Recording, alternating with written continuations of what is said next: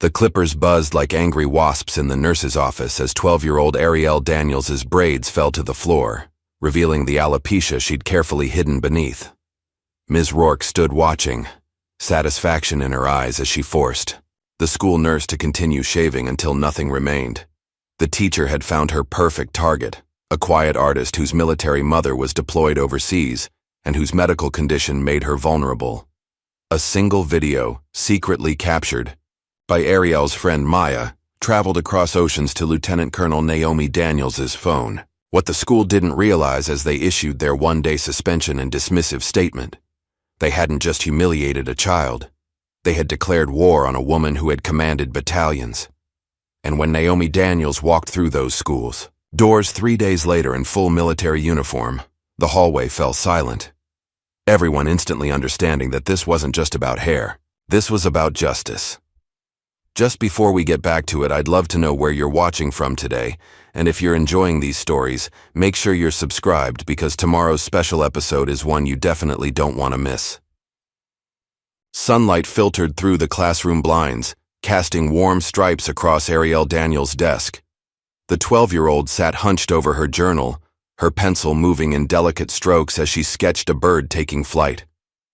Her braided extensions fell forward, partially hiding her face, exactly how she liked it. The beautiful braids weren't just a style choice. They carefully concealed the patches where her hair refused to grow due to alopecia, a condition she'd been dealing with since she was 9. "Ariel Daniels," Ms. Rourke's sharp voice cut through the classroom.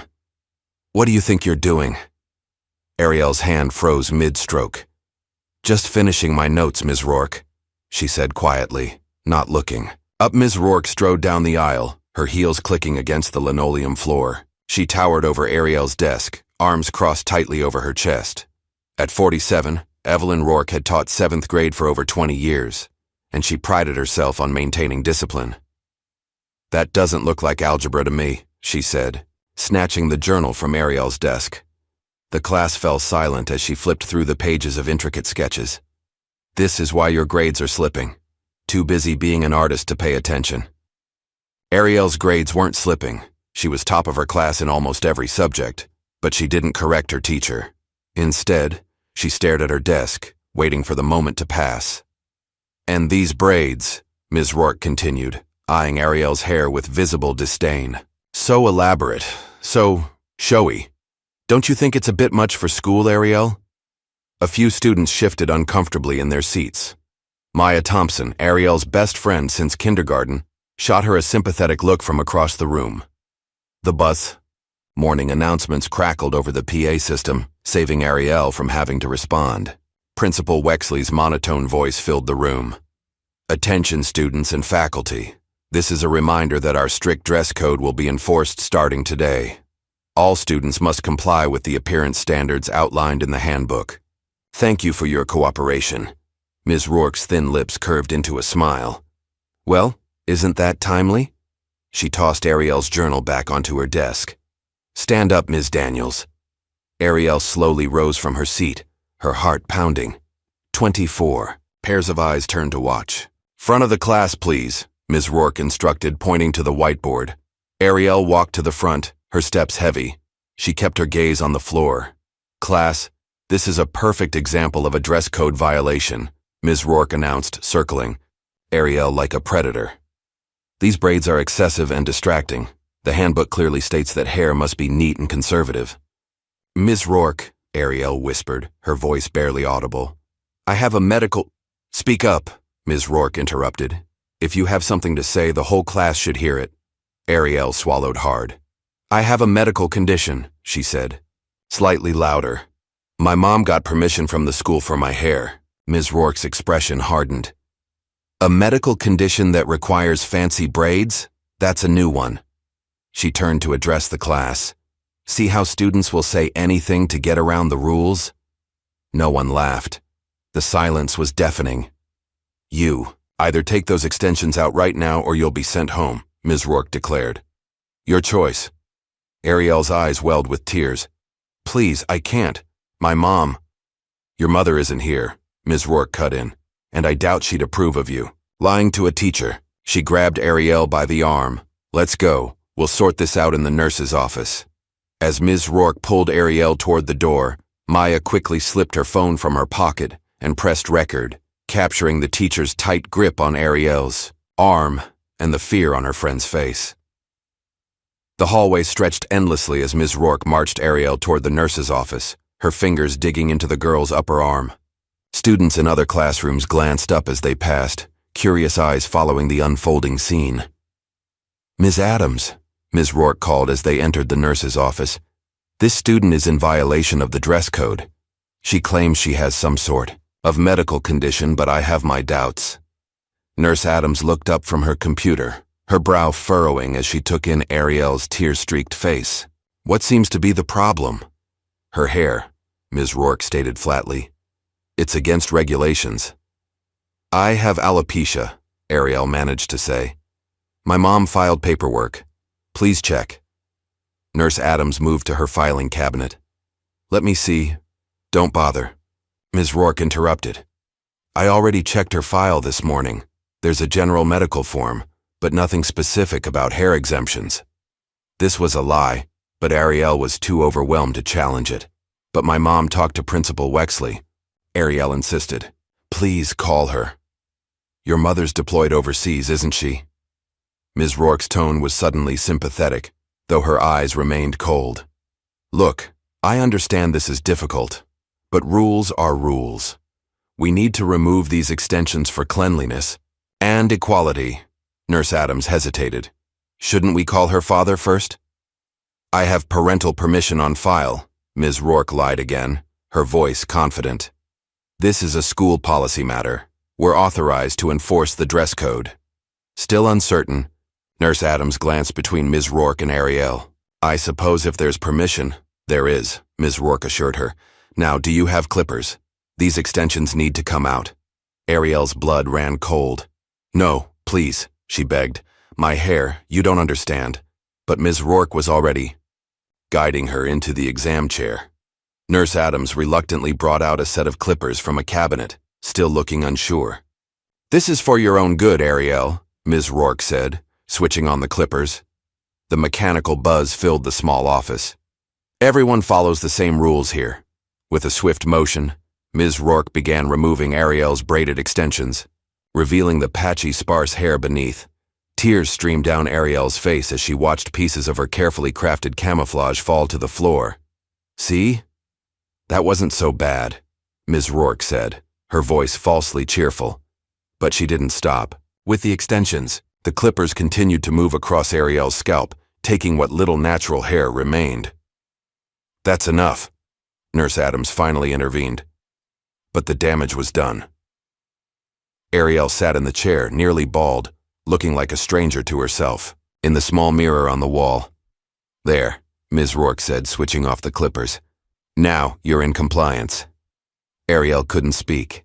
Her body shook with silent sobs as her hands reached up to feel her exposed scalp.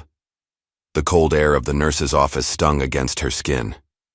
"I'll give you a few minutes to collect yourself," Ms. Rourke said, placing the clippers back on the counter. "Then you can return to class." She exited the office, leaving Ariel alone with Nurse Adams. "I'm so sorry," the nurse whispered, clearly distressed. I didn't realize she would."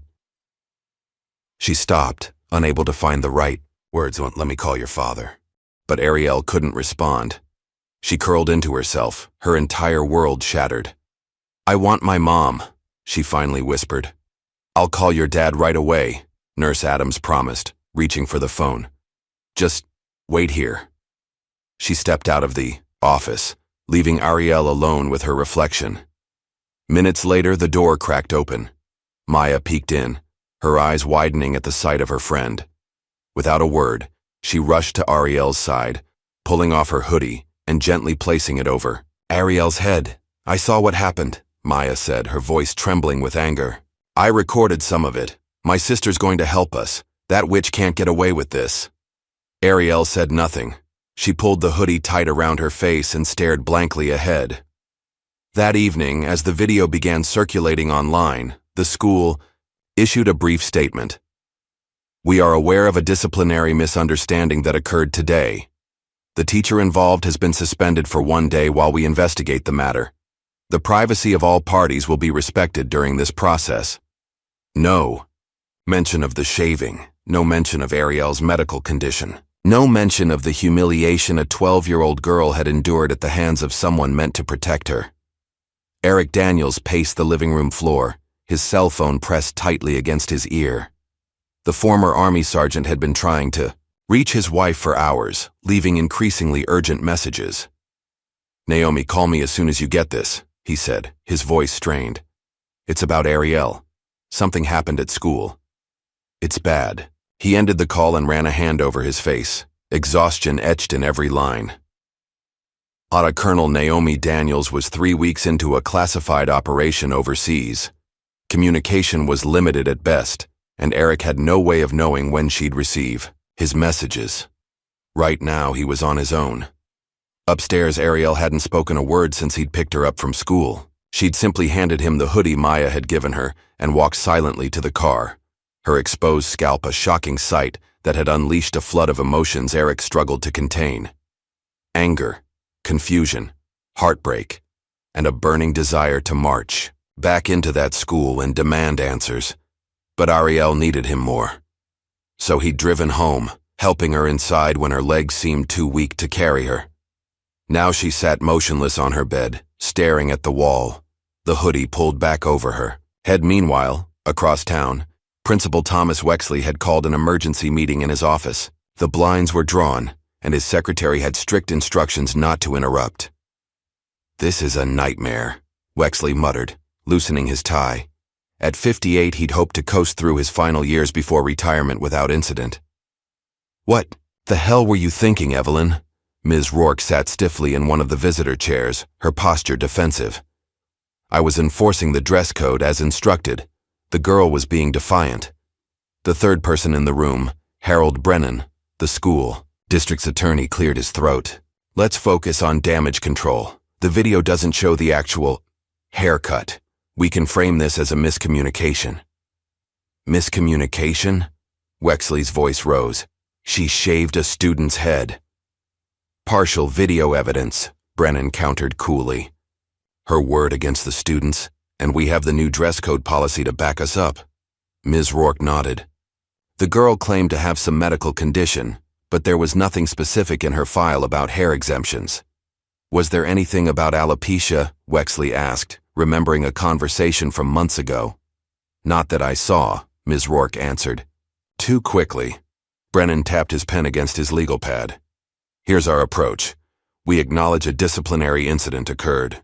We say proper procedures weren't followed, hence the 1-day suspension, but we don't admit to any specific actions. We cite student privacy laws to avoid details." "And if the parents push?" Wexley asked. "We suggest private mediation," Brennan replied. "Keep it out of the courts. Offer counseling for the student, maybe a transfer to another classroom." Wexley nodded slowly. "Fine. Draft the statement. I want this contained by tomorrow morning."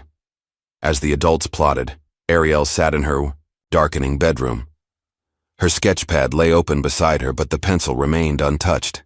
The characters she'd created, brave, colorful heroes who overcame obstacles, seemed childish now. Meaningless.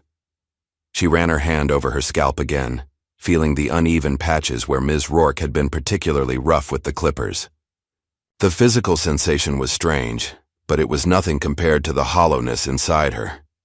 In her mind, she kept replaying the moment when the first braid fell to the floor, the sudden exposure, the laughter in Ms. Rourke's eyes, the helplessness. Eric knocked gently on her door. "Dinner's ready, sweetheart," he called softly. Ariel didn't respond. She hadn't spoken since climbing into his car that afternoon. "Ariel," he pushed the door open slightly. "You need to eat something." She turned away from him, pulling the covers over her head.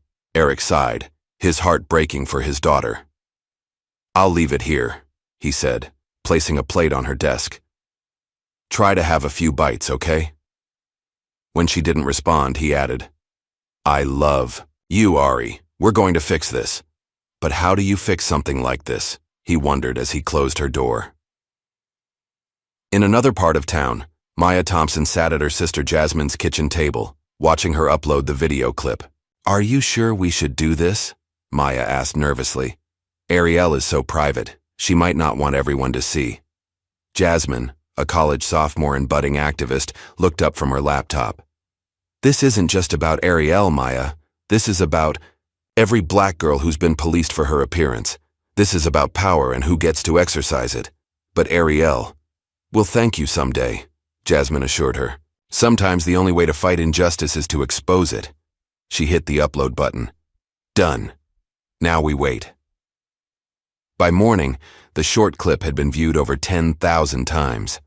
Comments flooded in, most expressing outrage, some questioning what happened before the recording started, others demanding to see the full story. Maya texted Ariel repeatedly, but received no response. Jason Reed, the school's art teacher and Ariel's favorite instructor, caught wind of the incident during his morning prep period. Known for his colorful bow ties and genuine connection with students, Mr. Reed immediately went to Principal Wexley's office. "Is it true?" he demanded, not bothering with pleasantries. "Did Evelyn really shave Ariel Daniels' head?" Wexley's face remained impassive. "Jason, you know I can't discuss disciplinary matters involving other staff." "This isn't about staff," Mr. Reed pressed. "This is about a 12-year-old girl with a medical condition who was humiliated in our school, a school that's supposed to protect her." "We're handling it," Wexley said dismissively. "Handling it?" Mr. Reed's voice rose. "By suspending Rourke for one day? That's not handling it, Thomas. That's sweeping it under the rug." Wexley's expression hardened. "Be careful, Jason. Your contract renewal is coming up. I'd hate to see your passion interfere with your professional judgment." "Are you threatening me?" Mr. Reed asked incredulously. "I'm reminding you of your place," Wexley replied coldly. "Now, if you'll excuse me, I have a district call in 5 minutes." That afternoon, Eric found an unmarked envelope that had been slipped under his front door. Inside was a handwritten note. "Check the nurses' files. They know what happened." His hands shook as he read the message again. Someone on the inside was reaching out. Someone who knew the truth. That night, Ariel finally fell into an exhausted sleep after hours of silent tears. But her rest wasn't peaceful. In her dreams, she stood on the school's stage during assembly. One by one, her braids began falling, drifting to the floor like autumn leaves. The entire student body pointed and laughed, their faces distorting into grotesque masks of cruelty. In the dream, she tried to run, but her feet were rooted to the stage. Ms. Rourke appeared with oversized clippers, smiling as she approached. Ariel woke with a scream, her body drenched in sweat. Eric rushed into her room, gathering her into his arms as she sobbed against his chest, the first sound she'd made in nearly 24 hours. "It's okay, baby," he whispered, rocking her gently. "Daddy's here. You're safe." But they both knew it wasn't true. How could she be safe when she'd have to face those same hallways again? Those same stairs? The next morning, Eric called the school district board, demanding an emergency meeting. The secretary put him on hold for 17 minutes before returning with a response. "The board will review the incident at their next scheduled meeting. In 3 weeks, she informed him, her voice professionally detached. 3 weeks? Eric's grip tightened on the phone. "My daughter was assaulted yesterday. Sir, we understand your frustration, but proper protocols must be followed. The incident report has been filed, and the teacher has been disciplined. If you'd like to file a formal grievance, I can email you the form." Eric hung up, fuming. They were stalling, hoping the outrage would die down, hoping he would give up. They didn't know who they were dealing with. Online, the video continued to gain traction. Local news outlets picked up the story, though their coverage was frustratingly vague. Incident at local middle school sparks controversy. Comment sections filled with conflicting opinions. That poor girl. That teacher should be fired immediately. "We don't know the whole story. Maybe the kid was being disruptive." "Why are people making this about race? It's about following school rules. Black girls' bodies are always policed. This is just another example." The discourse raged. But for the Daniels family, this wasn't some abstract debate. This was their life, shattered in a single afternoon by a teacher's cruelty. Far away at a military outpost, Lieutenant Colonel Naomi Daniels finally received Eric's encrypted video message. Her stoic composure, the same that had earned her respect among her subordinates, cracked as she watched the short clip of her daughter being marched down the hallway, fear etched across her face. The message attached was brief. Ariel needs you. They shaved her head, all of it. She hasn't spoken in 2 days. I'm trying, but I don't know what to do. Naomi's hand flew to her mouth, stifling a gasp. 20 years of military training had prepared her for many things, but not this. Not an attack on her child, on her most vulnerable spot. Within minutes, she was in her commanding officer's quarters, requesting emergency family leave. Within hours, she was on a transport plane headed home. Her face was a mask of controlled fury, her mind racing with questions, scenarios, and plans. Someone had touched her daughter. Someone had violated her child's dignity. Someone had exploited their power to humiliate a 12-year-old girl, and that someone would pay. As the plane soared across continents, Naomi made a silent promise to her daughter. This wasn't over. Not by a long shot. The afternoon sun cast long shadows across the parking lot as Lieutenant Colonel Naomi Daniels pulled into the school's visitor space. She hadn't been home long enough to change out of her uniform, nor did she want to. 20 hours of travel had left her exhausted, but adrenaline coursed through her veins, keeping fatigue at bay. "Remember what we talked about," Eric said from the passenger seat, his voice tight with concern. "These people aren't worth your career." Naomi checked her reflection in the rearview mirror, adjusting her cap with precision. Her eyes, usually warm brown, had hardened into something resolute and unyielding. "I know exactly what I'm doing," she replied, her voice measured. The calm in her tone was more frightening than any anger. "This isn't about my career. This is about our daughter." She'd spent the flight home reviewing her approach. As a lieutenant colonel who'd commanded hundreds of soldiers in high-pressure situations, Naomi knew that emotional outbursts rarely achieved objectives. Strategy, control, these were her weapons now. The school hallway fell silent as Naomi entered, her boots striking the tile floor with rhythmic purpose. Students pressed themselves against lockers, conversations dying mid-sentence. Teachers emerged from classrooms, curious about the sudden hush, only to step back when they saw her approaching. 2. Military uniform commanded respect. Naomi's expression demanded answers. A young teacher started to approach her, then thought better of it. A janitor nodded slightly as she passed, a gesture of subtle solidarity. Naomi didn't break stride, moving with the confident bearing of someone who knew exactly where she was going. The teacher's lounge door stood halfway open. Inside, several faculty members were gathered around a coffee pot, including a thin woman with graying blonde hair pulled into a severe bun. "Ms. Rourke," Naomi pushed, the door fully open. The conversation inside died instantly. Ms. Rourke turned, coffee cup halfway to her lips. Recognition flashed across her face, followed immediately by something Naomi recognized from her years in combat. Fear. Lieutenant Colonel Daniels, Ms. Rourke stammered, her cup trembling slightly. "I didn't realize you were back from deployment." "Clearly," Naomi replied, her voice arctic. She remained in the doorway, her presence filling the small room. "I understand you've met my daughter. Rather intimately, in fact." The other teachers exchanged uncomfortable glances. One by one, they found excuses to leave, squeezing past Naomi with averted eyes until only Ms. Rourke remained. "I was simply enforcing school policy," Ms. Rourke said, attempting to regain her composure. "Perhaps if you'd been more present in your daughter's life." "Don't," Naomi cut her off. "Don't pretend this is about dress codes or my deployment. We both know better."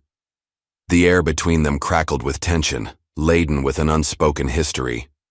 "I don't know what you're implying," Ms. Rourke replied, but her voice had lost its conviction. 8 years ago," Naomi said quietly. "Fort Benning.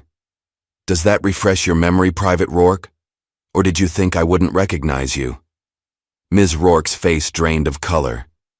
"You were in my training unit," Naomi continued. "Discharged after multiple infractions, and failing the basic qualifications.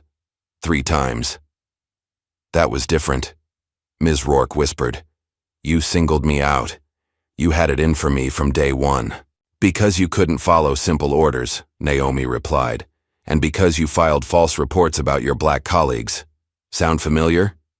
Ms. Rourke set her cup down with shaking hands. You can't prove anything. Not then, not now. Naomi stepped closer. I don't need to prove it. I lived it, and now so has my daughter. She leaned in, her voice dropping to a deadly whisper. This isn't over, Evelyn. Not by a long shot. She turned to leave, then paused. One more thing. If you ever come near my daughter again, you'll learn exactly why my unit called me the Hammer. As Naomi strode toward the principal's office, memories surfaced from her military past. Evelyn Rourke had been a problem from the first day of training, constantly undermining her black peers, claiming they received preferential treatment, filing complaints when she was corrected. After being discharged, she'd threatened to make them all pay someday. And now here she was, wielding power over children instead of adults. The realization made Naomi's blood boil, but she kept her expression neutral as she approached Principal Wexley's office. His secretary attempted to stop her.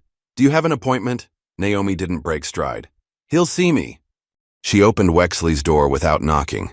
The principal looked up from his computer, irritation flashing across his face before recognition set in. Mrs. Daniels, he said, quickly standing. We weren't expecting Lieutenant Colonel Daniels, she corrected him. And you should have been expecting me the moment your teacher assaulted my daughter. Wexley gestured to a chair. Please sit. I understand you're upset. I'm not upset, Mr. Wexley. Naomi remained standing. I'm methodical. There's a difference. She placed a military folder on his desk. The label read, Incident Report. Daniels, A. Assault and battery, educational negligence, civil rights violation. What's this? Wexley asked, not touching the folder. This, Naomi said coldly, is what handling a situation looks like. My team has already compiled witness statements, medical documentation of Ariel's condition, and copies of all the permission forms we filed with your office last year. Wexley's confident demeanor faltered. Now, let's not get ahead of ourselves. Ms. Rourke has been disciplined. A 1-day suspension is not discipline, Naomi interrupted. It's a vacation. She tapped the folder. Inside, you'll also find evidence that Ms. Rourke has a history of racially motivated incidents. This isn't her first time targeting a black child, though it may be her most brazen. Wexley's face darkened. These are serious allegations. They're documented facts, Naomi corrected, and they'll be submitted to the district board, the state education department, and if necessary, the media. You're threatening the reputation of this entire school over one incident? Wexley asked, his tone incredulous. You threatened my daughter's dignity, her mental health, and her right to education free from discrimination, Naomi replied evenly. I'd say we're still not quite even. Later that afternoon, Ms. Rourke sat in a small office at the local news station, adjusting her collar nervously as a producer clipped a microphone to her blouse. We'll be live in 3 minutes, the producer said. Just tell your side of the story like we discussed. Ms. Rourke nodded, practicing her most sympathetic expression in the monitor. When the red light came on, she transformed, her face a mask of wounded professionalism. Thank you for having me, she said to the anchor. It's important that people hear the truth. And what is the truth, Ms. Rourke? The anchor asked. I was simply doing my job, she replied, her voice quavering slightly for effect. The school had implemented a strict dress code policy, and as teachers, we're expected to enforce it. This student had been warned multiple times about her hair. The student's family claims she has a medical condition, the anchor noted. There was nothing in her file about hair exemptions, Ms. Rourke countered.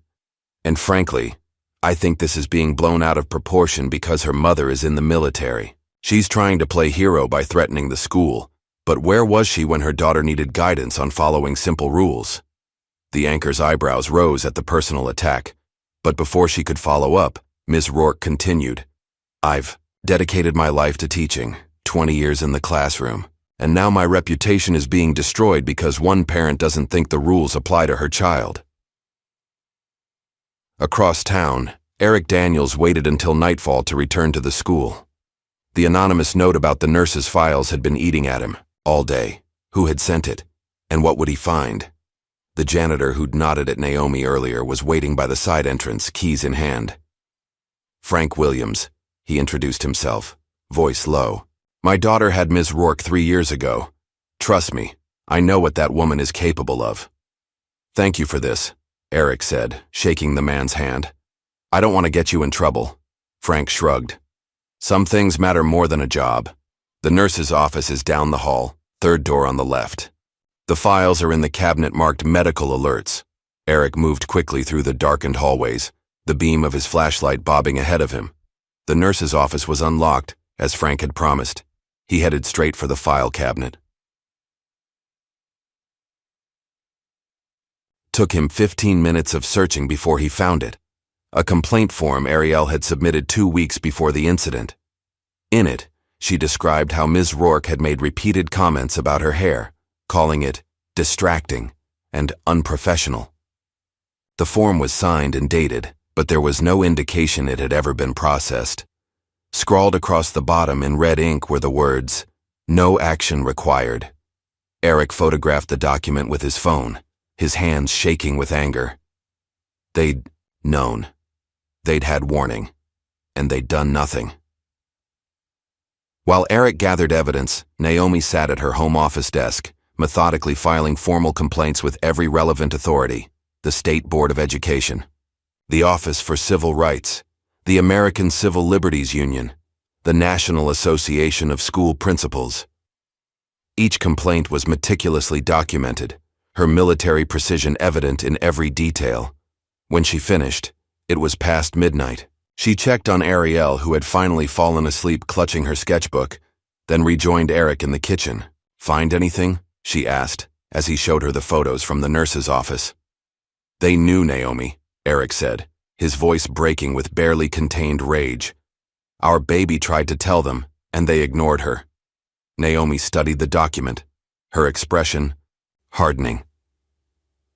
Principal Wexley's signature is on this form. He personally declined to investigate. She looked up at Eric. They're going to regret that decision. The next morning, Principal Wexley called Mr. Reed into his office. The art teacher entered warily, noting the presence of the district's lawyer, Jason, effective immediately. You're being placed on administrative leave, Wexley announced without preamble. What? Mr. Reed stared in disbelief. On what grounds? Disrupting the educational environment, Wexley replied. Several parents have complained that you've been discussing the Daniels situation in class. That's not true, Mr. Reed protested. Students have questions. I've simply reminded them to be kind to their classmates during a difficult time. Your contract specifies that teachers will not introduce controversial topics in the classroom, the lawyer interjected. Your leave is paid, but we expect you to turn in your keys and clear out your desk by noon. Mr. Reed stood slowly, anger radiating from him. You know what happened to that child was wrong. Everyone in this building knows it. And this is how you respond? By silencing anyone who speaks up? That will be all, Mr. Reed, Wexley said dismissively. As news of Mr. Reed's forced leave spread through the school, Naomi prepared for her most public move yet. Dressed in her full uniform, medals gleaming under the studio lights, she sat across from a national morning news anchor. Lieutenant Colonel Daniels, thank you for joining us, the anchor began. Can you tell us what happened to your daughter? Naomi looked directly into the camera, her voice steady. My daughter, Ariel, has a medical condition called alopecia that causes hair loss. She wears extensions to protect her scalp and her privacy. Last week, a teacher at her school forcibly shaved her head, claiming it violated the dress code. The school has stated this was a miscommunication, the anchor noted. There was no miscommunication, Naomi replied firmly. There was deliberate cruelty and institutional cover-up. We had filed all the proper medical exemption forms. My daughter had submitted a complaint about this teacher's targeting behavior 2 weeks prior. The school ignored every warning sign.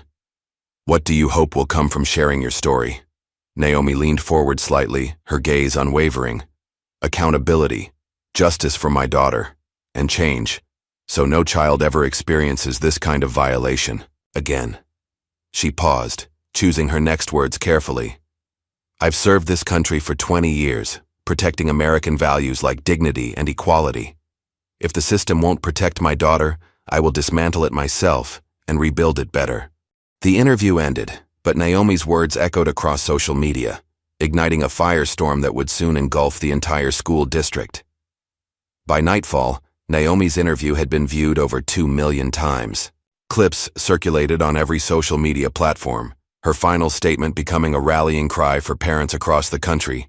If the system won't protect my daughter, I will dismantle it myself. The family's phone rang constantly, news outlets requesting interviews, parents sharing similar stories, civil rights organizations offering support. Eric fielded the calls, carefully documenting each one, while Naomi focused on their legal strategy. But most importantly, they focused on Ariel. The girl remained withdrawn, speaking little and eating less. Her once vibrant sketches had turned dark and chaotic, pages filled with harsh lines and shadowy figures. Still, she clung to her art supplies like a lifeline, spending hours hunched over her sketchbook in silent concentration. By morning, a small group of protesters had gathered outside Lakeside Middle School, their numbers growing with each passing hour. Parents, former students, and community members held signs reading, "Justice for Ariel," and "Protect our children." Among them was Maya, accompanied by her mother and sister. When reporters approached, asking for interviews, Maya politely declined. "I'm just here for my friend," she told them. But her sister Jasmine was more vocal. "This isn't an isolated incident," Jasmine told a local reporter. "Ms. Rourke has been targeting students of color for years. Ask any alumni." Her words sparked a flood of social media posts from former students, each sharing their own experiences with the teacher. "She made me wash my face in front of the class because my makeup was too ethnic. She said my natural hair was unprofessional and would limit my career options. She told me my name was too difficult and called me Amy all year instead of Amara." The stories mounted, creating a damning pattern that could no longer be dismissed as misunderstanding or miscommunication. Inside the school, tension filled the hallways. Students whispered about Ariel, about Ms. Rourke, about the protesters outside. Teachers struggled to maintain focus, aware that every word could become part of the growing controversy. Late that evening, Naomi received an unexpected email from someone named Alex Baker, identified as the school's IT technician. "Mrs. Daniels," it read. "I've been following what happened to your daughter. There's something you should know. The full security video from the nurse's office exists, or at least it did. Principal Wexley ordered me to delete it from our servers the morning after the incident. I told him it was gone, but I might be able to recover it from our backup system. If you're interested, we can meet somewhere off school grounds." Naomi forwarded the email to their lawyer before responding with a meeting location. This could be exactly the evidence they needed, unedited, footage showing exactly what had happened to Ariel. But Alex never showed up. 2 days passed with no word. Naomi tried calling the number he'd provided, but it went straight to voicemail. She was considering filing a missing person report when her phone chimed with a text from an unknown number. "Tell your hacker to stop digging or we'll bury him." A chill ran down her spine. She immediately forwarded the message to her military contacts in cybercrime, then called Eric. "They're threatening Alex," she said without preamble. "Whoever they are." "The school administration wouldn't go that far," Eric replied, uncertainty in his voice. "Maybe not Wexley," Naomi agreed. "But someone's pulling strings here. This is bigger than one teacher or one principal." While Naomi worked to uncover the truth and locate Alex, Ariel continued her silent recovery at home. She hadn't returned to school, couldn't face those hallways, those stairs. But she'd begun painting again. The first few canvases were dark, almost abstract, swirls of black and gray with jagged red lines cutting through. But on the fourth day, something changed. She began a new painting, a barren tree, its branches stretching across the canvas like beseeching arms. Most of the leaves had fallen, scattered around the trunk in shades of brown and gold, but in the corner, almost hidden, a tiny green sprout pushed through the soil. When Naomi saw it, she stood in the doorway of Ariel's room, tears silently streaming down her face. "It's beautiful, baby," she whispered. Ariel didn't respond verbally, but she offered her mother the first genuine eye contact since the incident, a brief, meaningful glance that said more than words could. As the Daniels family focused on healing, the media landscape erupted into predictable battle lines. Conservative outlets framed the story as overblown.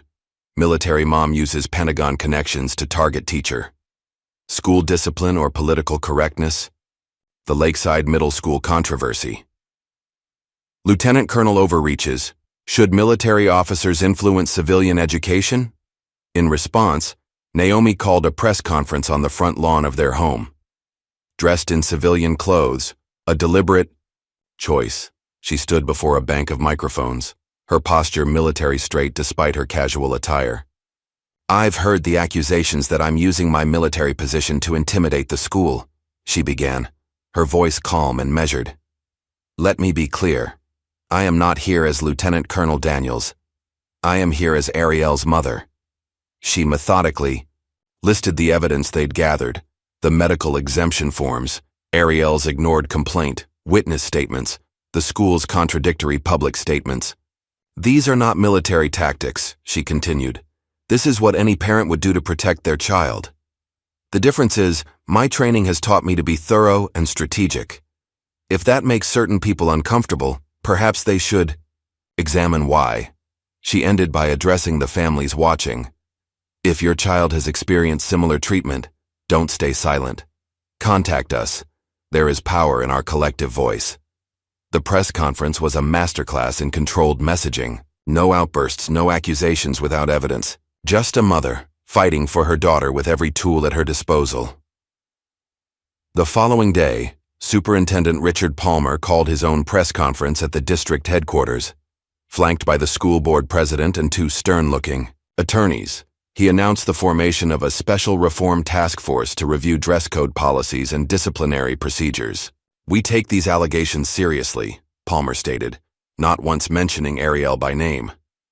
"While we conduct a thorough investigation, Ms. Rourke will remain on paid administrative leave."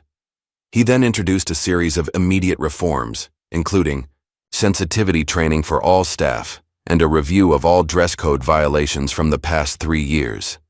When reporters asked about the specific allegations of physical assault and the shaving incident, Palmer deflected. "We cannot comment on ongoing investigations or individual student matters due to privacy laws." Watching from home, Naomi scoffed. "Optics, not justice," she muttered to Eric. "They're hoping this task force buys them enough time for public interest to die down." "Maybe it's time to consider other options," Eric suggested hesitantly. "Private school, maybe. Somewhere Ariel can get a fresh start." Naomi turned to him, genuine surprise on her face. "You want to run?" "I want our daughter back," Eric replied, his voice cracking. "The girl who used to laugh, who used to talk, who didn't flinch every time someone walks past her room." "And what about the next girl?" Naomi challenged. "The next child who crosses Rourke or Wexley. If we run now, how many more will suffer?" "That's not fair," Eric said, anger rising in his voice. "Our first responsibility is to Ariel, not to some hypothetical future victim." "They're not hypothetical," Naomi insisted. "They're real, and they're waiting to see if someone will finally stand up and say, 'Enough.'" Their argument was interrupted by a notification on Naomi's phone. Maya had sent a message. "Found something. Coming over." 20 minutes later, Maya sat at the Daniels' kitchen table, her phone connected to their laptop. On the screen was a screenshot of a group text message between Ms. Rourke and another teacher, dated the morning of the incident. "I don't know if it helps," Maya said nervously, "but my friend's older sister teaches at Lakeside. She was in this group chat with Ms. Rourke and some others. She got kicked out after Ms. Rourke found out we're friends, but she saved some of the messages first." Naomi and Eric leaned closer to read the exchange. Ms. Rourke. That Daniels girl is testing my patience again, drawing in class instead of taking notes. Unknown. Teacher. The quiet one with the braids? She's one of our top students. Ms. Rourke. Don't be fooled. She's been giving me attitude for weeks. Unknown. Teacher. Maybe just let it go. Her mom's deployed. Dad's raising her alone. Ms. Rourke. No. I'm about to teach this brat a lesson she'll never forget. The timestamp showed. The message had been sent just 30 minutes before Ms. Rourke had confronted Ariel about her hair. This is premeditation, Naomi whispered, her legal training kicking in. She planned this. Can we use it?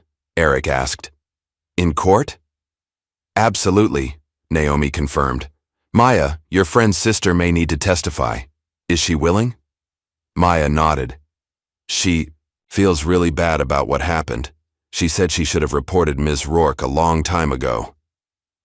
Later that night, after Maya had gone home and Eric had fallen asleep on the couch, exhausted from weeks of stress, Naomi checked on Ariel one last time. To her surprise, the girl was still awake, sitting up in bed with her sketchbook. Can't sleep? Naomi asked softly, sitting on the edge of the bed. Ariel shook her head, still not speaking, but she turned her sketchbook toward her mother. On the page was a drawing of two figures standing together, one tall in a uniform, one smaller with a perfectly round, bald head. Both were smiling. Naomi felt her throat tighten with emotion. That's beautiful, sweetheart, she managed to say. Is that us? Ariel nodded, then did something that broke Naomi's heart wide open. She spoke, just 5 words, barely above a whisper. But they changed everything. Don't let them win, Mom. Naomi gathered her daughter in her arms, holding her close as tears streamed down both their faces. I won't, baby, she promised fiercely. I won't. The law office of Grace Yamada occupied the 15th floor of a downtown high-rise, its reception area a study in understated elegance. Potted bamboo plants stood in the corners, and the walls featured black and white photographs of historic civil rights moments.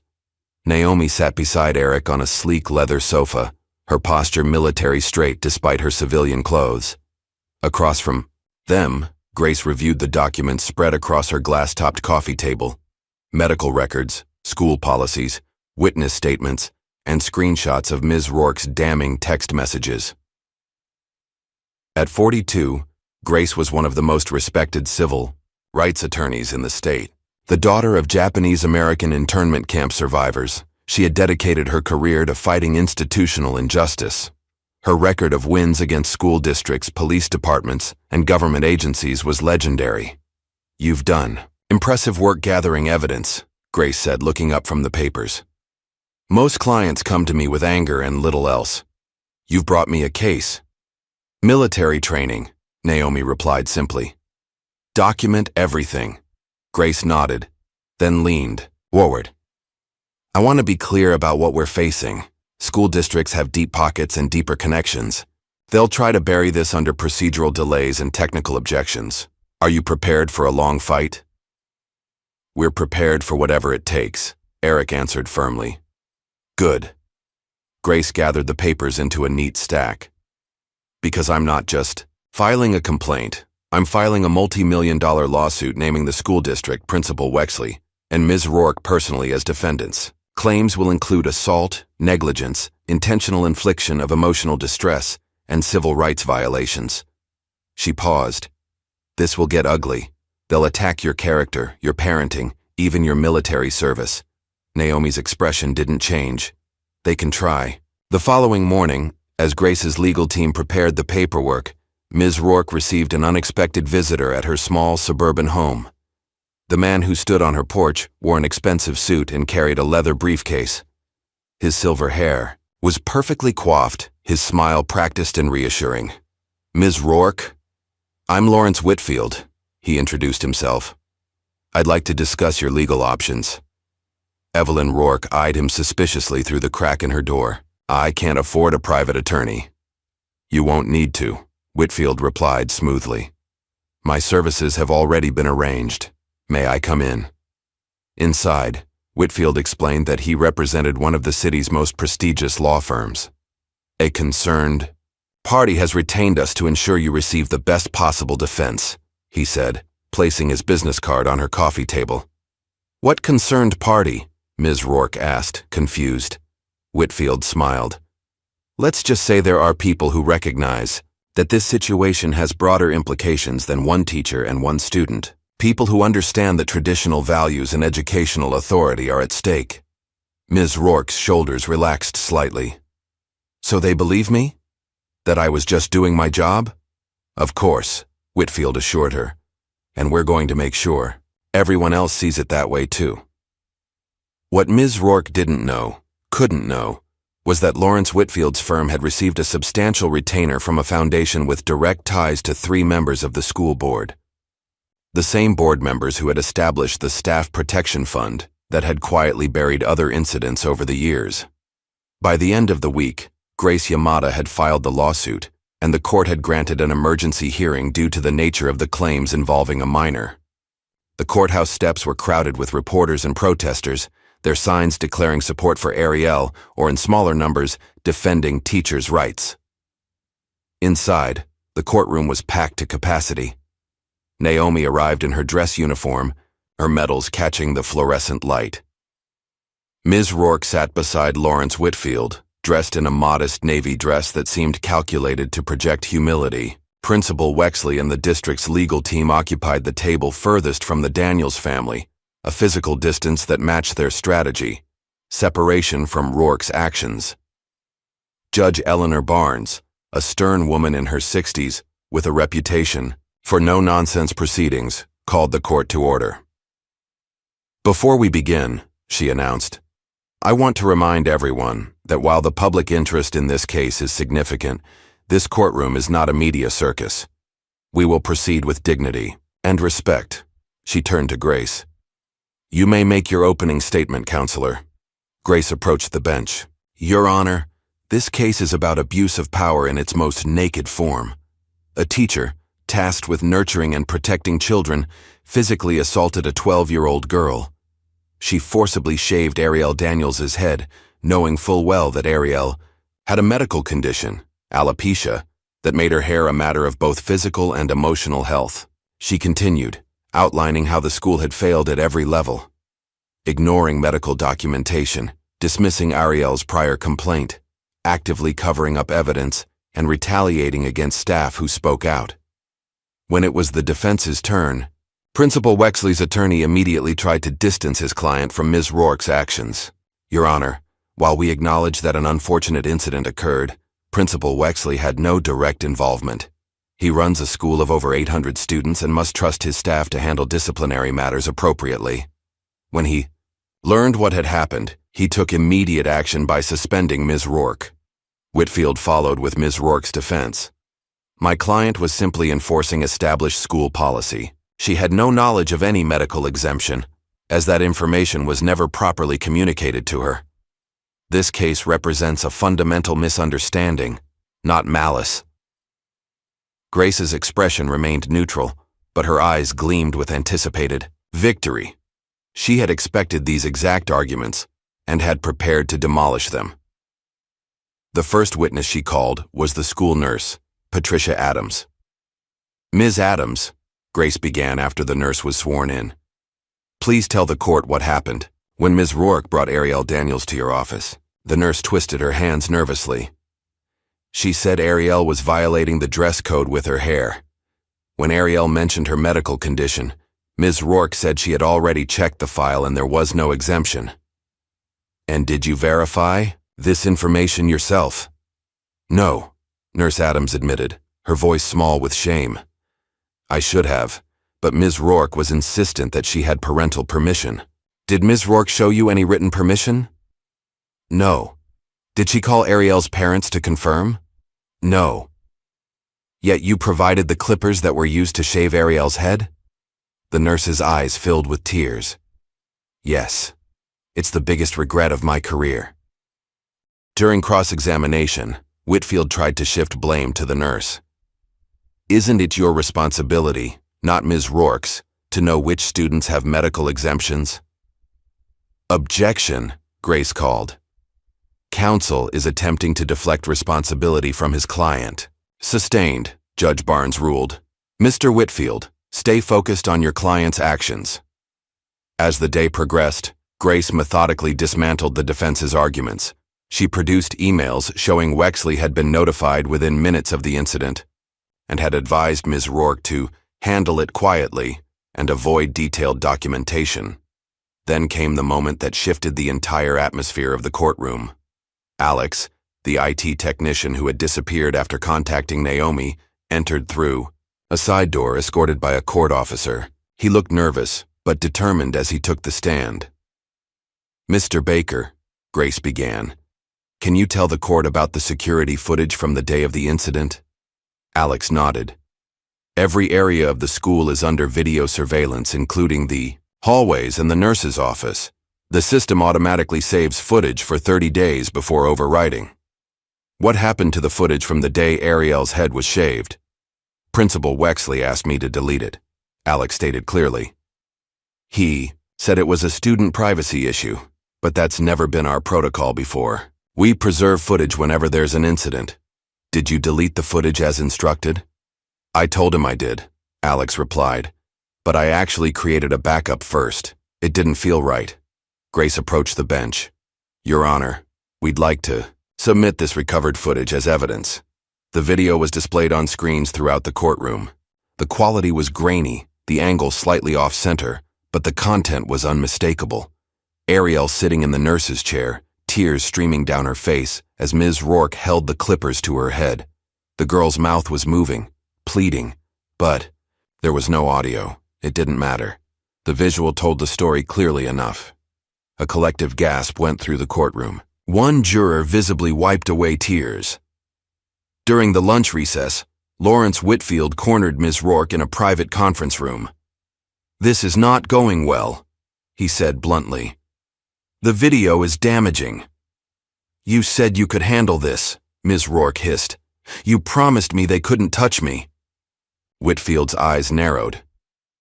You never mentioned there was video, or that you had a personal history with the mother. He checked his watch. We need to change strategy. When we return, I want you to appear remorseful. Suggest that you were overwhelmed by work stress, that you exercised poor judgment in a moment of frustration. I did nothing wrong, Ms. Rourke insisted. That girl was deliberately provoking me with her attitude and those ridiculous braids. Whitfield stared at her for a long moment. With all due respect, Ms. Rourke, if that's your position, you're going to lose everything. Your job, your teaching, license, possibly your freedom if this turns into a criminal matter. But Ms. Rourke's arrogance had been nurtured too long to be easily dismissed. Years of getting away with smaller cruelties had convinced her of her own rightness, her own untouchability. In the afternoon session, the most difficult moment arrived. Ariel was called to testify. Recognizing the potential trauma, Judge Barnes had made special accommodations. Ariel would not have to face Ms. Rourke directly. A screen was placed between them, and Ariel was accompanied by a support counselor. She entered wearing a colorful head wrap, her face solemn but composed. As she took the oath, her voice was barely audible, but her resolve was evident in her straight spine and steady gaze. Ariel, Grace began gently, can you tell us what happened that day in your classroom? Ariel took a deep breath. I was drawing in my journal after finishing my math work. Ms. Rourke got angry. She said my hair was against the rules. Her voice grew stronger as she continued. I tried to tell her about my alopecia. I told her my mom had filed papers with the school. She wouldn't listen. What happened in the nurse's office? She told the nurse she had permission to cut my hair. She didn't. Then she took out the clippers. Ariel's voice wavered slightly. I begged her to stop. I kept saying, please call my dad, but she just kept going. She seemed happy about it. The courtroom was utterly silent as Ariel described the aftermath. The stares, the whispers, the nightmares, the silence that had overtaken her for days. Why didn't you speak? Grace asked. Because no one was listening anyway, Ariel answered simply. The raw truth of the statement seemed to hang in the air. Even the court reporter wiped away tears as Ariel stepped down. Judge Barnes called. For a 15-minute recess, her own composure visibly affected. When court resumed, it was Ms. Rourke's turn to testify. Lawrence Whitfield had clearly coached her to appear contrite, but under the pressure of cross-examination, her facade cracked. "Ms. Rourke," Grace pressed, "did you have any personal history with Lieutenant Colonel Daniels before this incident?" "Objection," Whitfield called. "Irrelevant." "Your Honor," Grace countered, "we have evidence that Ms. Rourke's actions were motivated by a personal vendetta against Ariel's mother. It goes directly to intent." "I'll allow it," Judge Barnes ruled. "The witness will answer." Ms. Rourke's face flushed. "We may have crossed paths. Isn't it true that Lieutenant Colonel Daniels was your superior officer during your brief military service, and that you were discharged after failing to meet basic requirements?" "She had it in for me," Ms. Rourke snapped, her composure evaporating. "Just like all of them do. These entitled parents and students who think they can weaponize identity to get special treatment. Rules apply to everyone." The courtroom fell silent at her outburst. Whitfield closed his eyes briefly, recognizing the damage done. Grace let the moment linger before asking her final question.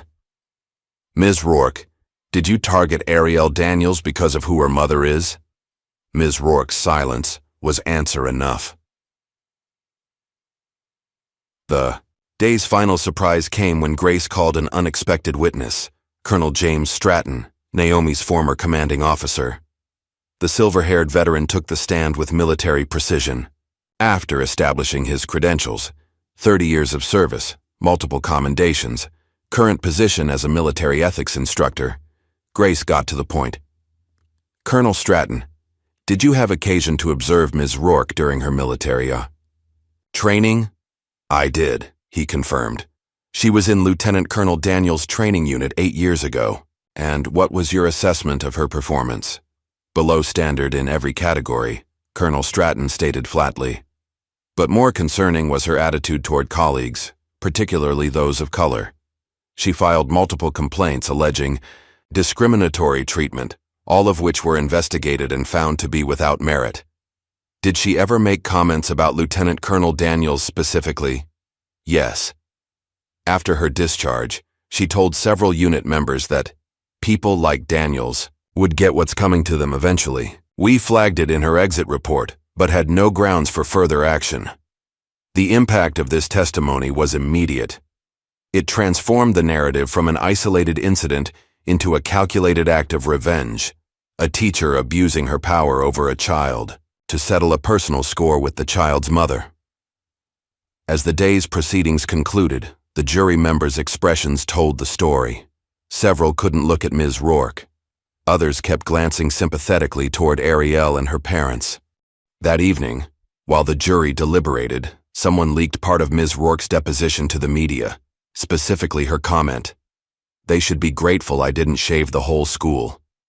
The public backlash was swift and fierce. Social media exploded with outrage. Calls for Ms. Rourke's permanent banning from education flooded the school district's phones and email. Principal Wexley, seeing the writing on the wall, contacted the district's lawyers privately, exploring the possibility of a separate settlement. His priority had shifted from defending the school to saving his own career. Malik Dupree had been a journalist for 20 years, the last 7 specializing in education and local government. He'd covered school board meetings, budget crises, and teacher strikes, but nothing had captured his attention like the Daniels case. Something about it didn't add up. Why would a prestigious law firm like Whitfield's take on a public school teacher's defense? And why was the school board so determined to protect her? Malik began digging, requesting public records, talking to sources, following financial trails. 3 weeks into his investigation, he received an anonymous email containing encrypted files. The sender identified themselves only as concerned citizen. Inside was a gold mine, financial records showing the creation of a special fund by 3 school board members, James Patterson, Valerie Simmons, and Robert Walsh. The fund, officially labeled Professional Legal Support, had paid for the defense of 8 different staff members over the past decade, All cases involved allegations of misconduct against minority students. All had been quietly settled with non-disclosure agreements. Ms. Rourke's legal fees were the latest expenditure from this fund. Malik's exposé hit the front page on a Sunday morning. School Board Secrets, the hidden fund protecting problem teachers. The article detailed how the board members had created a system to shield employees from consequences, using taxpayer money to silence victims and bury evidence. By Monday, the story had gone national. Other journalists began investigating similar arrangements in districts across the country. What had started as one girl's trauma was revealing a pattern of institutional protection for those who abused their power. As public pressure mounted, other victims began to come forward. Jackson Reynolds, a biracial ninth grader who had been expelled the previous year for his distracting hairstyle. Emma Sanchez, a disabled student who had been denied accommodations and publicly humiliated by a teacher who was later defended by the same Staff Protection Fund. Naomi, recognizing the power of these collective stories, began organizing the families. Together they created a support network, sharing resources, legal advice, and emotional support. What had begun as one lawsuit was evolving into a movement. Mr. Reed, reinstated after public outcry over his unpaid leave, returned to Lakeside Middle School to find his classroom had been reassigned. Relegated to a small office in the administration wing, he was instructed to focus on curriculum development rather than teaching. Instead, he chose a different path. During his lunch break, he invited local reporters to join him outside the school. Standing on the sidewalk, public property where the administration couldn't stop him, he spoke his truth. "I failed Ariel Daniels," he began, his voice thick with emotion. "I knew something was wrong, I saw the signs, but I was afraid. Afraid of losing my job, afraid of making waves. I will carry that regret forever." He paused, gathering himself. "But I will not fail her, or any student, again. Not ever." By his side stood Eric and Naomi, with Ariel between them. The image of the four of them, unified in purpose despite their different races and backgrounds, became a powerful symbol of solidarity that circulated widely online. That afternoon, the school district made its move. Superintendent Palmer called, Naomi directly bypassing their attorneys. "Lieutenant Colonel Daniels," he began, his tone conciliatory. "The district would like to offer a settlement, $5 million, with full admission of wrongdoing by Ms. Rourke personally. And," Naomi prompted, knowing there was more. "And a non-disclosure agreement, of course. Standard procedure in cases like this." Naomi's laugh was cold. "You still don't get it, do you? This was never about money." $7 million then," Palmer countered, "plus a college fund for Ariel. But we need this resolved quickly and quietly." "You're not buying silence," Naomi told him, her voice steel. "You're buying my rage, and trust me, you can't afford it." She hung up without waiting for his response. While the legal battle continued, Ariel was finding her own path to healing. Her art had evolved, moving from dark, chaotic expressions of pain to more structured pieces that told stories of resilience and transformation. A local gallery owner, Danielle Foster, had seen Mr. Reed's press conference and reached out to the family. Would Ariel consider showing some of her work? The exhibition would be anonymous if she preferred, protecting her privacy while sharing her voice, Ariel agreed. The show, simply titled Stripped, featured 15 of her paintings arranged chronologically, telling the story of her trauma and gradual reclamation of self. The centerpiece was a striking image of a small, bald black girl standing amid burning school desks, her expression not of anger but of quiet determination. The exhibition opened on a Friday evening. By Saturday morning, every piece had sold. By Sunday, photos of Ariel's paintings had gone viral, resonating with people far beyond their city. Orders for prints flooded in, along with messages of support from around the world. For the first time since the incident, Ariel felt something close to pride. Her pain, transformed through art, was touching others, helping them find words for their own experiences. As public support for the Daniels family grew, so did the opposition's desperation. One morning, Naomi found an envelope in their mailbox, containing a single sheet of paper. The typed message read, "Back off or you'll regret the bench." Eric wanted to take it to the police immediately. "This is a clear threat," he insisted, but Naomi studied the wording, her brow furrowed. "Regret the bench. That's specific. Too specific to be random." She set the letter aside. "No police yet. This is a clue, not just a threat. Someone's telling us to look at the bench, the school board, maybe the judges. There's something there we're missing." Her intuition proved correct when, days later, Alex contacted them again. The IT technician had been monitoring the school's security system remotely and had made a startling discovery. "I hacked the boardroom feed," he admitted when they met at a coffee shop miles from the school.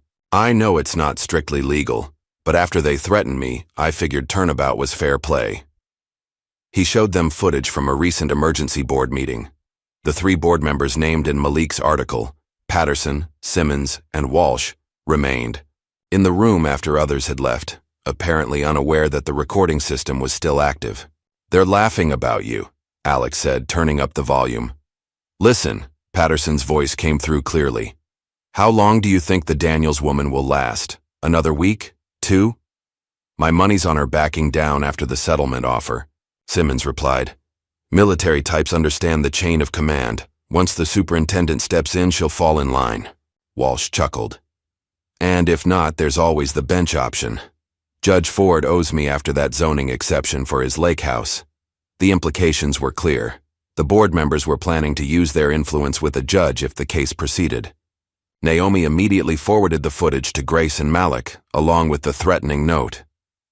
The following day, Malik published a follow-up piece with the headline, "Board Corruption Exposed, Secret Recording Reveals Plan to Influence Judge." He carefully avoided mentioning Alex as the source, protecting the whistleblower while exposing the conspiracy. The public reaction was immediate and overwhelming. Protesters gathered outside the district offices, demanding the board members' resignations. The state education board announced an emergency investigation into corruption allegations. Within 48 hours, Patterson, Simmons, and Walsh had resigned, citing personal reasons and health concerns. Their departures created vacancies that would require special elections, elections that several parents from the newly formed advocacy group were already planning to contest. As the institutional framework supporting Ms. Rourke crumbled, her past began catching up with her. A live stream featuring a young woman named Tasha Williams went viral overnight. In it, Tasha described an incident from 5 years earlier at a different school district. "I was 14, she recounted, her voice steady despite the painful memory. "Ms. Rourke was my English teacher. She said my braids were unprofessional and would limit my career options. When I argued, she took scissors from her desk and cut one of my braids off, right in front of everyone." Tasha had reported the incident, but her complaints had been dismissed as exaggerated. Now, with Ariel's case making headlines, she felt empowered to speak out again. "I thought I was the only one," she concluded. "I want Ariel to know she's not alone either." Other former students began sharing similar stories. Not all involved physical actions, but all revealed a pattern of targeting students of color for their appearance, speech, or cultural expressions. The mounting evidence transformed public perception. Ms. Rourke was no longer seen as a strict teacher who had made one mistake. She was exposed as a serial abuser who had finally been caught. Throughout the tumult, Ariel had remained reluctant to return to Lakeside. The memories were too raw, the hallways too haunted. But one afternoon, she asked her parents if she could visit Mr. Reed's classroom. "Are you sure?" Eric asked gently. Ariel nodded. "I need to say thank you." They arranged the visit during after-school hours when the building would be nearly empty. As they walked the familiar corridors, Ariel's grip on Naomi's hand tightened, but she kept moving forward. Mr. Reed was waiting in his classroom, not the administrative office he'd been assigned, but his original art room. He'd temporarily reclaimed the space for this meeting.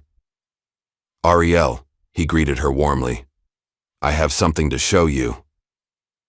He led her to the back wall, which had been transformed since she'd last seen it, where student artwork had once been displayed.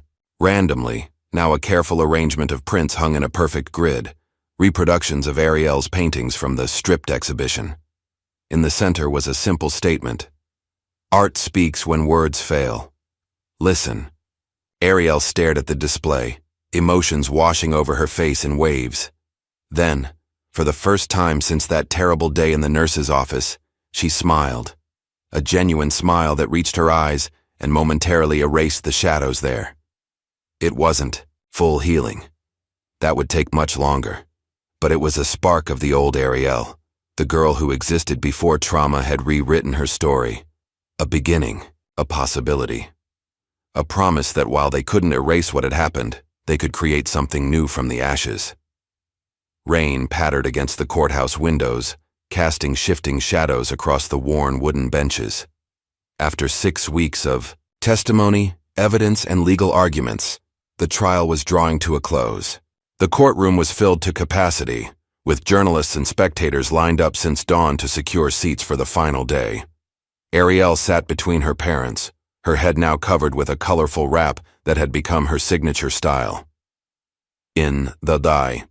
Weeks since her art exhibition, she'd begun experimenting with different head coverings, reclaiming her appearance on her own terms.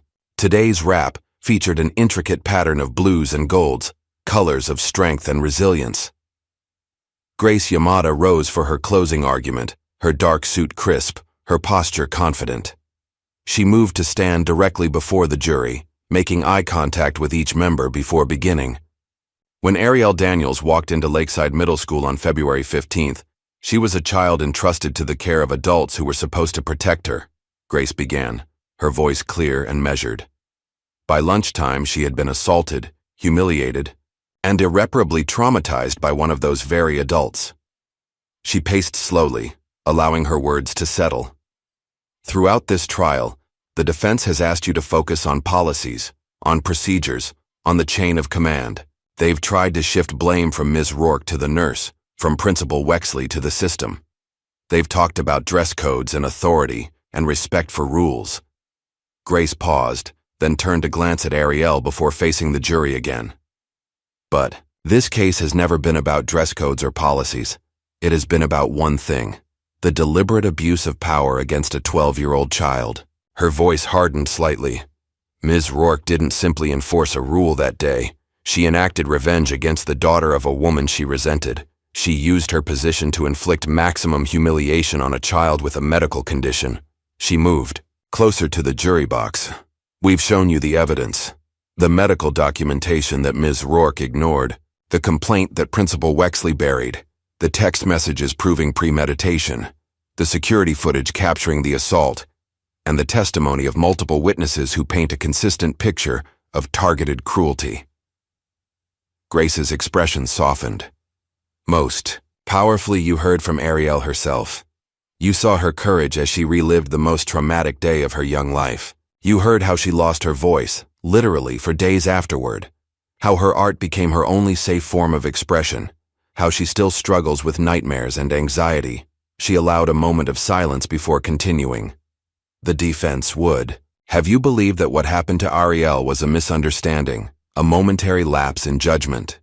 The evidence tells a different story. It tells of calculated malice, institutional cover-up, and a child who will carry the scars of this experience for the rest of her life. Grace returned to her table, picking up a print of one of Ariel's paintings, the bald girl standing amid burning desks. Ariel titled this piece, "What Remains." It speaks to what was taken from her, but also to what could not be taken: her dignity, her creativity, her voice. Today, I ask you to give her something else that cannot be taken: justice. She carefully placed the print back on the table. When you deliberate, I ask you to consider one simple question. In a society that claims to protect its most vulnerable members, what message will your verdict send to every child who walks through a school door, trusting the adults inside to keep them safe? Grace returned to her seat beside Naomi, who reached over to squeeze her hand briefly, a rare display of emotion from the lieutenant colonel. Lawrence Whitfield rose next, his expensive suit and polished demeanor a stark contrast to Ms. Rourke's increasingly disheveled appearance as the trial had progressed. "Ladies and gentlemen of the jury," he began, "this is indeed a case about trust, but not in the way Ms. Yamada has framed it. It's about the trust we place in our educators to maintain order and discipline in our schools." He moved to stand before the jury, hands clasped behind his back. Was Ms. Rourke's approach perfect that day? No. She would be the first to admit that her actions were heavy-handed. But consider the environment in which our teachers operate today. Underfunded, overcrowded classrooms where authority is constantly challenged and rules are treated as mere suggestions. Several jurors shifted uncomfortably, their expressions skeptical. The plaintiffs have painted an emotional picture of deliberate cruelty, but emotion should not overshadow the facts. And the facts show a teacher attempting to enforce established rules, who believed she had proper authorization, and who had no knowledge of any medical exemption. The district's attorney followed with his closing statement, similarly attempting to distance the school administration from Ms. Rourke's actions, while expressing deep regret for the miscommunication that occurred. When the attorneys had finished, Judge Barnes turned to address the jury. "You have heard all evidence and arguments in this case. You will now retire to deliberate and reach a verdict on each count. Take all the time you need to carefully consider the evidence presented." As the jury filed out, the tension in the courtroom was palpable. Naomi reached for Eric's hand on one side and Ariel's on the other, forming an unbroken chain of family strength. "What happens now?" Ariel whispered, speaking more than she had in weeks. "We wait," Eric replied gently. "And whatever happens, we face it together." The waiting was excruciating. Hours stretched into the afternoon with no word from the jury. Court officers brought sandwiches and water for the Daniels family, who refused to leave the building. Grace used the time to prepare for various outcomes, though her confidence in the case remained strong. Outside, the rain continued, veiling the city in a soft gray mist. Protesters huddled under umbrellas, their signs wilting, but their resolve undiminished. News vans lined the street, reporters doing live updates beneath temporary canopies. As the courthouse clock struck 4, the bailiff entered the courtroom with a note. Judge Barnes read it silently, then announced, "The jury has reached a verdict. Please bring them in." A current of anticipation surged through the room as the 12 jurors filed back to their seats. Their expressions were solemn, giving no hint of their decision. "Has the jury reached a verdict?" Judge Barnes asked the forewoman, a middle-aged black woman with silver-streaked hair. "We have, Your Honor," she replied, handing a document to the bailiff, who delivered it to the judge. Judge Barnes reviewed the paperwork, her expression revealing nothing. She returned the document to the bailiff, who passed it back to the forewoman. "In the matter of Daniels versus Lakeside School District, Evelyn Rourke and Thomas Wexley, on the count of assault and battery against the minor plaintiff Ariel Daniels, how do you find?" The forewoman stood. "We find the defendant, Evelyn Rourke, liable." Naomi's grip tightened on Ariel's hand. "On the count of negligence against defendants Lakeside School District and Thomas Wexley, how do you find?" "We find both defendants liable." "On the count of intentional infliction of emotional distress against all defendants, how do you find?" "We find all defendants liable." "On the count of civil rights violations against all defendants, how do you find?" "We find all defendants liable." A wave of whispers swept through the courtroom. Naomi remained stoic, but Eric's eyes glistened with unshed tears. Ariel let out a small, barely audible sigh of relief. "And has the jury determined damages?" Judge Barnes continued. "We have, Your Honor," the forewoman confirmed. "We award compensatory damages in the amount of $2 million for medical expenses, future therapy, and educational accommodations." She paused, then continued with renewed conviction.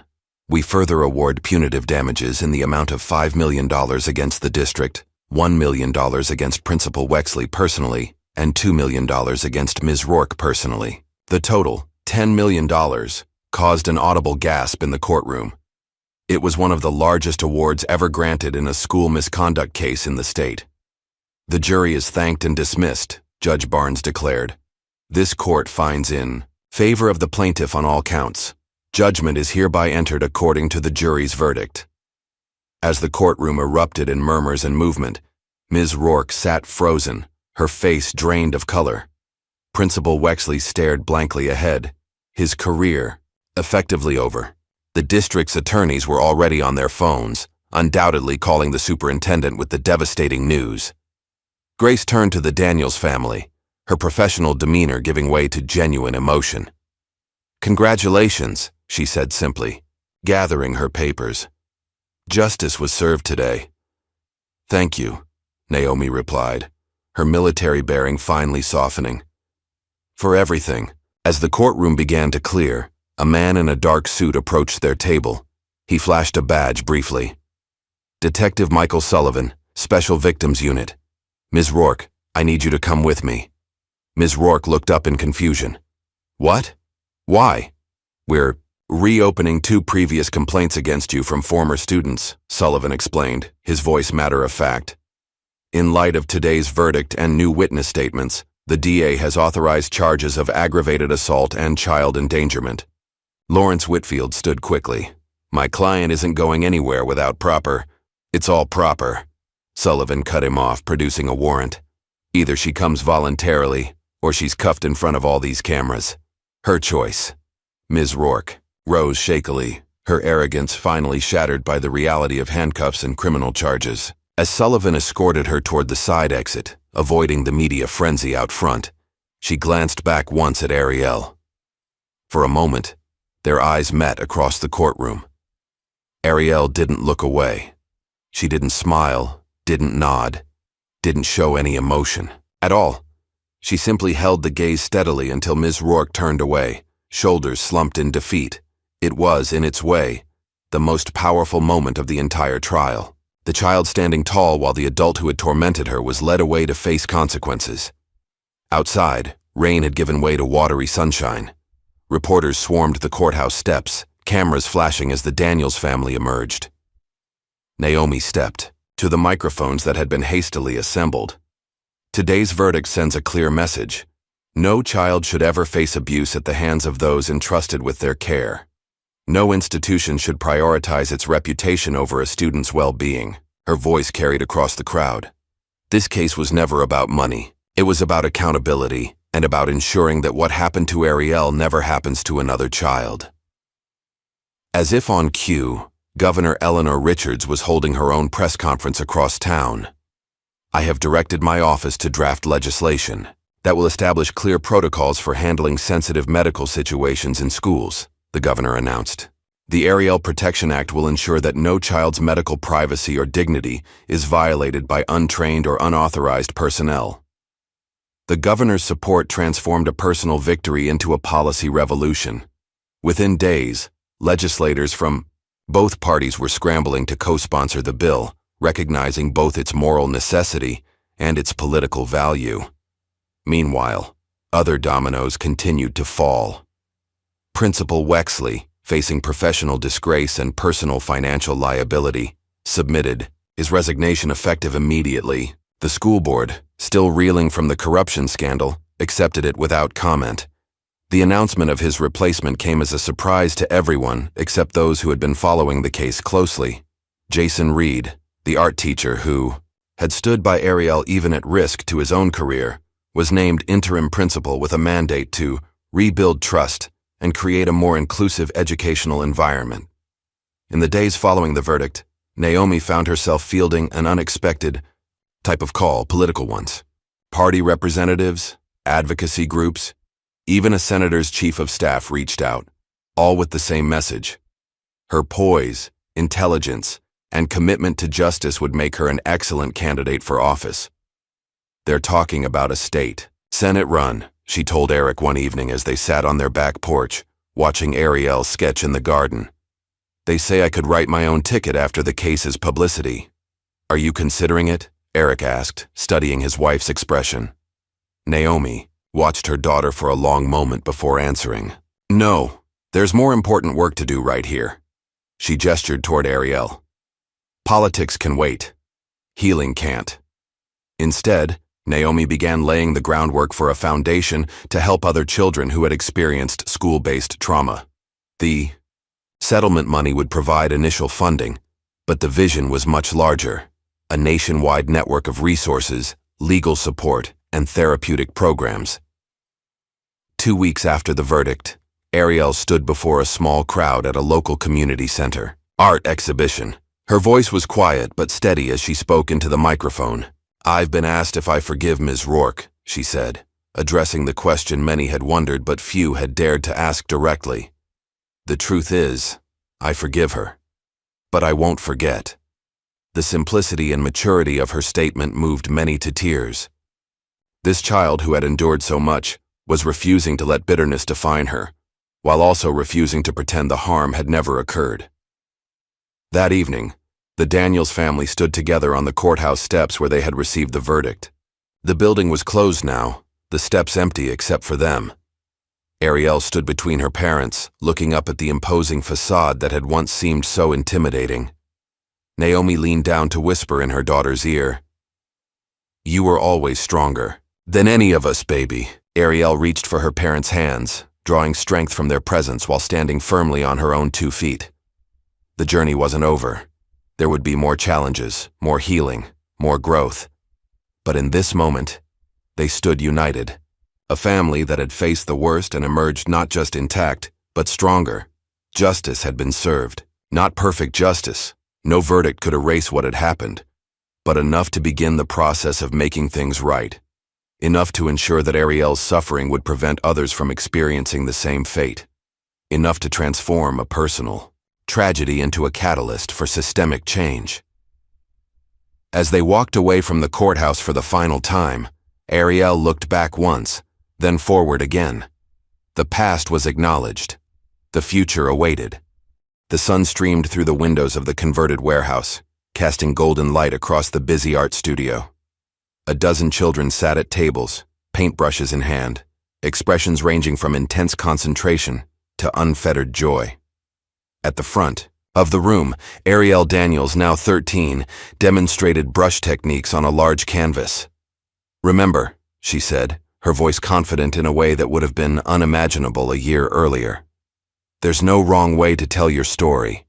Your art belongs to you." The sign above the door read, "The Stripped Project, Art Therapy for School Trauma Survivors." What had begun as Ariel's personal healing journey had blossomed into a thriving nonprofit, funded initially by her art sales and the settlement money, now sustained by grants and donations from across the country. Each Saturday, children who had experienced bullying, discrimination, or other school-based trauma gathered to create art in a safe space. Some came with physical scars, others with invisible ones. All found acceptance and understanding within these walls. Naomi watched, from the doorway, pride evident in her expression. The past year had been a journey of healing for their entire family, but especially for Ariel. The nightmares had gradually subsided. The silence had given way to words, then to laughter. The wounded child was still there, but alongside her had emerged a young advocate with surprising strength. "Mrs. Daniels," a volunteer approached with a tablet. "Maya's podcast just went live. I thought you might want to listen." Naomi took the tablet, pressing play on the audio file. Maya Thompson's voice filled her earbuds, confident and passionate despite her youth. "Welcome to Unbraided, the podcast where we talk about the real experiences of girls of color in today's schools. I'm your host, Maya Thompson, and today I'm joined by my very first guest and my best friend, Ariel Daniels." What followed was a thoughtful conversation between the two young women about resilience, expression, and the power of speaking truth. Maya had discovered her voice as an advocate after witnessing what happened to Ariel, channeling her initial guilt and anger into productive action. The podcast had already gained a significant following among teens and parents alike, creating a platform for voices that had previously gone unheard. Listening to the girls speak so articulately about complex issues, Naomi marveled at their maturity, and at how trauma, while never desirable, could sometimes forge unexpected strength. Across town, Lakeside Middle School had undergone its own transformation. Under Principal Jason Reed's leadership, the culture had shifted dramatically. The oppressive dress code had been replaced with reasonable, medically inclusive guidelines developed with student and parent input. Teacher training now included extensive sections on cultural sensitivity and medical accommodations. The art room, Mr. Reed's former domain, had been expanded and renamed the Expression Space. Its walls featured diverse artwork from students past and present, celebrating individuality rather than enforcing conformity. That morning, Mr. Reed stood before the school board, presenting the results of the first year under the new policies. Attendance was up. Disciplinary incidents were down. Parent satisfaction had increased by 60%. The lessons we learned were painful but necessary, he concluded, adjusting his signature bow tie. We're building a school where every student feels seen, heard, and valued, where differences are celebrated, not punished, where education isn't just about tests, but about growth as human beings. The board members, all new following the corruption scandal, nodded their approval. Among them sat two parents who had been active in the protests following Ariel's case. The systemic change they had demanded was slowly becoming reality. Meanwhile, at the Veterans Affairs office downtown, Eric Daniels led a support group for military parents navigating school issues for their children. Drawing from his own experience, he had developed a program specifically addressing the challenges faced by military families, frequent relocations, deployments, and the complex emotional needs of children adjusting to new environments. The system isn't designed for us, he told the group of parents, some in uniform, others in civilian clothes. But that doesn't mean we can't change the system. Our children deserve advocates who understand their unique situations. The group had become a vital resource, providing everything from legal advice to emotional support. Eric had discovered a gift for connecting with struggling parents, his calm demeanor and hard-won wisdom creating a safe space for sharing fears and frustrations. In a downtown courtroom, Ms. Rourke's criminal case had finally concluded. The evidence from Ariel's civil trial, combined with testimony from other former students, had resulted in a guilty plea to reduced charges. The judge had sentenced her to 2 years, suspended after 6 months, with mandatory therapy and community service. Most significantly, she was permanently banned from working in education in any capacity. As Ms. Rourke began serving her sentence, the state legislature was voting on the final version of the Ariel Protection Act. The comprehensive legislation established clear protocols for handling medical situations in schools, created oversight mechanisms to prevent abuse, and implemented whistleblower protections for staff who reported misconduct. The day the bill passed, Naomi received a call from the White House. The president wanted to recognize her advocacy work with a Civilian Medal of Honor, celebrating her contribution to educational reform and child protection. The ceremony was held on a bright spring morning in the Rose Garden. Naomi, dressed in her formal military uniform, stood tall as the medal was placed around her neck. Beside her stood Eric and Ariel, both beaming with pride. Lieutenant Colonel Daniels exemplifies the best of American courage, the president said. When faced with injustice, she did not simply seek redress for her own family. She created a movement that will protect countless children for generations to come. Naomi's acceptance speech was brief but powerful. This honor belongs not to me but to my daughter Ariel, whose courage in the face of cruelty inspired a nation, and to every child who has ever felt unsafe in a place where they should be protected. We see you, we hear you, and we will continue fighting for you. Back home after the ceremony, life resumed its new normal. The Daniels family had found their rhythm again, different from before, but solid in its own way. Naomi continued her military career while devoting her spare time to the foundation. Eric expanded his veteran support network. Ariel divided her time between school, art, and advocacy work, gradually reclaiming the joyful spirit that had been temporarily dimmed. One morning, the Smithsonian American History Museum contacted the family with an unusual request. They were creating an exhibit called Voices of Resistance, documenting grassroots movements that had changed American policy. Would Ariel consider donating her original sketchbook, the one that contained her drawings from before, during, and after the incident? After careful consideration, Ariel agreed. The sketchbook was part of history now, not just her personal history, but a chapter in the ongoing story of civil rights and educational reform. On the day of the exhibition opening, Ariel stood before the display case containing her sketchbook. The curator had opened it to the final page, where she had written in careful letters, "You tried to erase me, but I redrew myself." Visitors paused to read the words, many visibly moved by their simple eloquence. None recognized the slender girl, with the colorful head wrap, who stood among them, witnessing the impact of her journey on strangers. A few weeks later, on a quiet Sunday morning, Ariel woke to birds singing outside her window. Sunshine filtered through her curtains, painting patterns on her bedroom floor. For the first time in many months, she had slept through the night without dreams of falling hair or mocking laughter. She stretched, running her hand over her scalp, still mostly bald by choice now. After experimenting with wigs and wraps, she had discovered a surprising comfort in sometimes simply being as she was. Her head was no longer a source of shame or trauma, but simply another canvas for self-expression, sometimes decorated, sometimes bare, always hers to define. Her walls, once covered with dark, chaotic sketches, now displayed bright, bold paintings, full of movement and life, not erasing the past but building upon it, not forgetting, but transforming.